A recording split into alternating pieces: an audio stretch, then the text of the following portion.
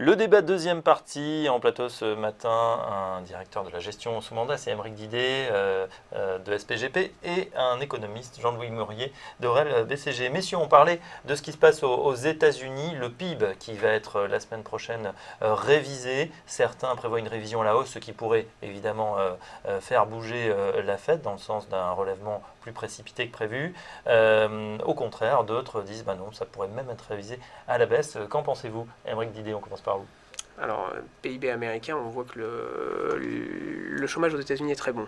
On a beaucoup de données qui sont très bonnes aux États-Unis, donc on peut imaginer que, vu les révisions qu'on avait eues sur les premières estimations du PIB au début de l'année, on pourrait avoir un PIB qui se tient, qui serait proche entre 1 et 2%. Maintenant, il y a beaucoup de phénomènes extérieurs qui nous montrent, et notamment les impacts de change qui ont eu des effets assez néfastes pour bon nombre d'entreprises qui pourraient peser sur le chiffre qui devrait être donné sur le PIB. Donc il y a une certaine incertitude aujourd'hui sur ce chiffre-là. Il sera très regardé, ça c'est sûr. Je ne prendrai pas de grands choix d'allocation d'actifs américains avant ce chiffre-là, ça c'est très clair. Alors on va en parler. Jean-Louis Murier, sur ce chiffre US, pour vous, il pourrait même être révisé à la baisse. En temps de révision à la baisse, ne serait-ce que parmi les données qui manquent dans la première estimation, il y a un mois de commerce extérieur et la balance commerciale du mois de mars était très mauvaise, même si on met de côté les effets prix qui étaient négatifs. Globalement, les prix des imports avaient... Le prix des exports avait baissé plus que le prix des imports. Mais ce qui est remarquable, c'est que ces révisions sont de plus en plus fortes. Là, on parle de la deuxième estimation, mais depuis la sortie de crise, en fait, on a des révisions très fortes en troisième estimation. On avait l'habitude que ça ne bouge plus, que cette troisième estimation n'ait plus aucun impact. Et il se trouve que depuis la sortie de la grande récession des États-Unis, on a des révisions de plus en plus fortes, des incertitudes de plus en plus fortes sur ce qui est la croissance. Maintenant, ce PIB du premier trimestre, c'est le passé. C'est pas ce qui va influencer le plus la Banque centrale. Deux, pour nous, et malgré notre scénario, nous on pense au contraire qu'ils vont commencer à remonter les taux cette année, le premier trimestre a sans doute été encore plus mauvais que ce qui était attendu. Tout ce qu'il nous faut regarder maintenant, c'est pas dans le rétroviseur, c'est ce qui va se passer dans les prochains mois, c'est les enquêtes sur les mois on commence à avoir les premières enquêtes sur le mois de mai qui sont publiées, qui sont pas très bonnes d'ailleurs. On va regarder ce qui se passe sur la consommation des ménages. Il y a un grand mystère, les ménages américains ne consomment plus, ils ne s'endettent plus pour consommer, ils épargnent plus. Est-ce que c'est un changement vraiment structurel ou est-ce que c'est encore le produit de la crise?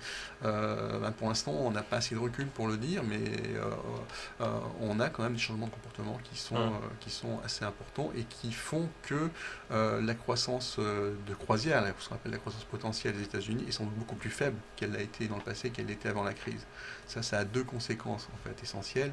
La première, c'est que évidemment, les taux d'intérêt dits d'équilibre doivent être plus bas, donc on va monter moins les taux directeurs et les taux longs doivent moins monter.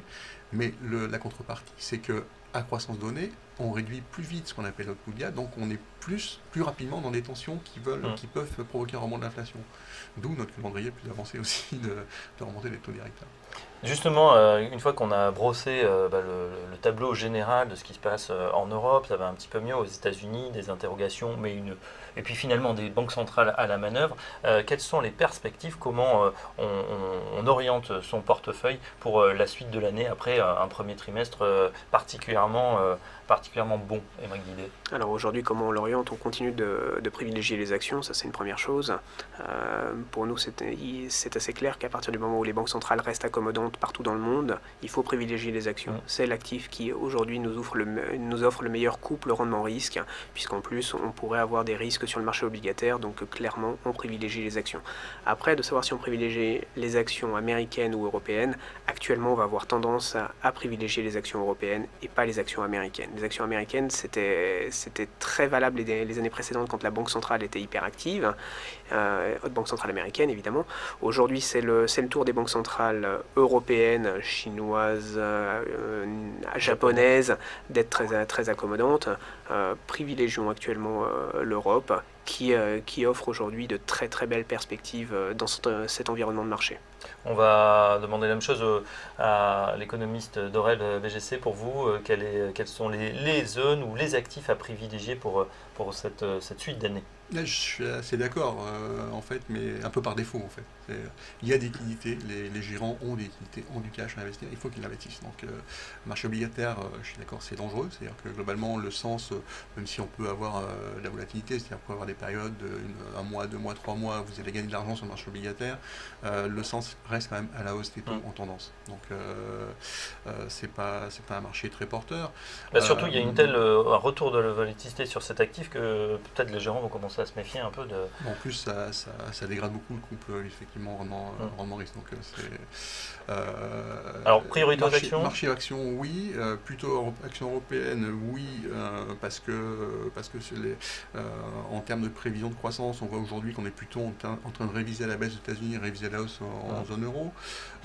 Que les effets changent globalement dans les résultats sont favorables aux entreprises européennes aujourd'hui par rapport aux entreprises américaines. On l'a vu sur le résultat du T4, du T1, et on le verra encore sur le résultat du T2. Après, sur le deuxième semestre, ça sera peut-être un peu plus compliqué. Donc oui, après, pour nous, il faut se méfier. C'est-à-dire que c'est un choix par défaut, parce qu'il faut investir quelque part. Mais on est sur un niveau de valorisation où on a du mal à justifier d'aller beaucoup plus haut, d'un point de vue fondamental. C'est-à-dire qu'aujourd'hui, pour justifier une valorisation plus élevée de l'Eurostoxx, par exemple, il faut commencer à réviser à la hausse les perspectives de croissance bénéficiaire des entreprises. Or, au premier trimestre notamment, la hausse des marchés s'est faite alors que les consensus étaient toujours sur des révisions à la baisse des croissances de PPA. Donc, oui, vous le disiez, donc ça sera à surveiller. Alors, il reste quand même des secteurs dignes d'intérêt. Aymeric Didet, vous en avez sélectionné 3 dans la banque. Non, pas la banque. C'est le secteur bancaire. Secteur bancaire, pardon. Secteur automobile et puis les télécoms. Dans le secteur bancaire, votre préférence On va aller chercher des valeurs qui offrent du rendement. Le rendement est très recherché aujourd'hui, donc on va aller voir des sociétés comme ING par exemple. ING, voilà, néerlandaise. Qui ont des rendements très intéressants. Il y a des valeurs comme évidemment les françaises restent intéressantes, BNP, Société Générale, Crédit Agricole aussi. Elles pourront bénéficier par exemple pour Crédit Agricole d'une amélioration sur la Grèce. Donc il y a plein de choses. Il y a plein de belles choses en fait dans le secteur bancaire. C'est la reprise du crédit également qui vous fait... c'est surtout aussi les banques aujourd'hui, c'est le canal de transmission de la politique monétaire. Donc à partir du moment où on a une politique monétaire qui reste très accommodante, elles vont pouvoir travailler comme il faut. Donc résultat, ça mérite une valorisation supérieure. Quand on a des banques qui se payent aujourd'hui entre 0,7 et une fois l'actif net, il faut être très clair. C'est des valeurs qui sont pour nous encore sous-valorisées, qui ont nettoyé leur bilan et qui méritent en tout cas aujourd'hui une valorisation supérieure. Ça, c'est pour le secteur bancaire. Secteur automobile également, avec un choix. Vous allez du côté de l'Italie. On va du côté de l'Italie. On regarde un petit peu Fiat. Pourquoi ? Parce que c'est une valeur qui va être sur le devant de la scène avec l'introduction de Ferrari. Qui se passera à mon avis juste après l'été. Et puis on pourrait très bien imaginer Fiat ne pas rester tout seul. Aujourd'hui Fiat c'est des ventes qui sont principalement aux États-Unis et en Europe. Pourquoi pas les voir se marier avec un autre européen? Ça ferait du sens de voir un Peugeot avec un Fiat, un Peugeot qui est très présent en Chine et en Europe et qui n'est pas sur les mêmes catégories de voitures en Europe. Donc Fiat pourrait être un très bon candidat à des opérations en capital et Ferrari sera très très regardé. Alors voilà, Ferrari c'est un peu la pépite du groupe. Tout à fait. Et ça vaut le coup en fait en ce moment, avant la cotation séparée de Fiat. On avait eu exactement le même phénomène avec Yahoo et Alibaba, où beaucoup de gérants ont acheté Yahoo avant l'introduction d'Alibaba pour bénéficier d'une valorisation importante d'Alibaba. On risque d'avoir un peu la même chose sur Fiat, donc sachant que Ferrari, ça sera très regardé par les Américains, c'est très connu aux États-Unis, donc ça permettrait d'avoir une vraie revalorisation du groupe Fiat. Sur la logique microéconomique, dans les secteurs, il y en a qui vous paraissent, Jean-Louis Maurier, effectivement, des intérêts, banque, automobile. Je suis d'accord sur la sous-valorisation des banques parce qu'elles supportent encore l'incertitude inquiétudes avec la Grèce en zone euro, et puis le poids encore des réglementations que tout le monde n'a pas encore complètement assimilé. Sur le secteur automobile, je ne vais pas me prononcer sur les valeurs, mais je suis d'accord sur le fait qu'il faut être sélectif, c'est-à-dire que le marché automobile globalement aux États-Unis marque un peu le pas. Si on regarde les prévisions des grands constructeurs américains pour cette année, c'est très légère progression en fait du marché automobile. En Chine, la croissance a aussi beaucoup baissé du marché automobile. En Europe, ça reprend un petit peu, mais c'est pas le marché. C'est le marché principal de quelques constructeurs, mais c'est pas le marché mondial. C'est pas ce qui va tirer le marché mondial à la hausse. Donc effectivement, c'est être sélectif avec des cas particuliers et peut-être dans différents secteurs jouer des opérations en capital.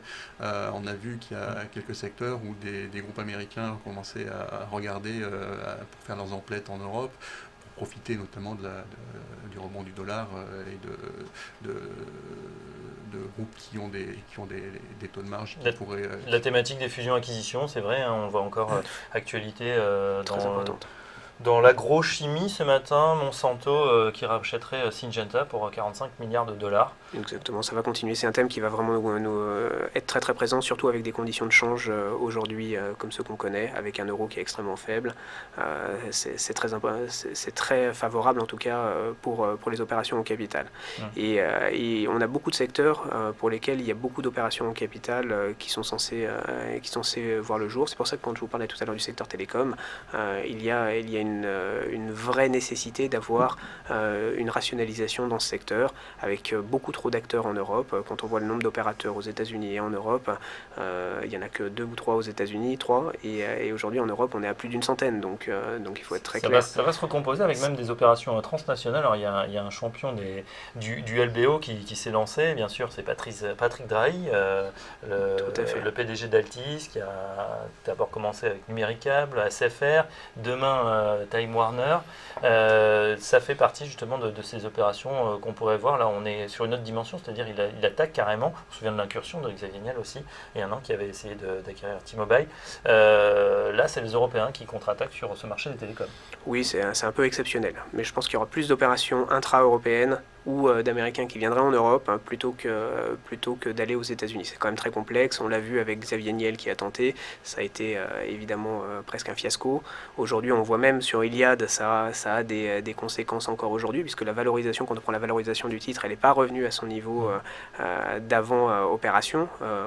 Donc clairement, quand on va aux États-Unis, même si on s'appelle Monsieur Draghi, il faut avoir les nerfs bien accrochés et il faut avoir peut-être un peu plus d'argent possible à lever parce qu'aujourd'hui le groupe Altis commence aussi à être relativement endetté. Ça commence à poser quelques questions, en tout cas dans les marchés financiers. Ce secteur des télécoms, il vous inspire, Jean-Yves Mourier ? La consolidation du secteur en Europe, c'est une thématique qui se développe depuis quelques temps.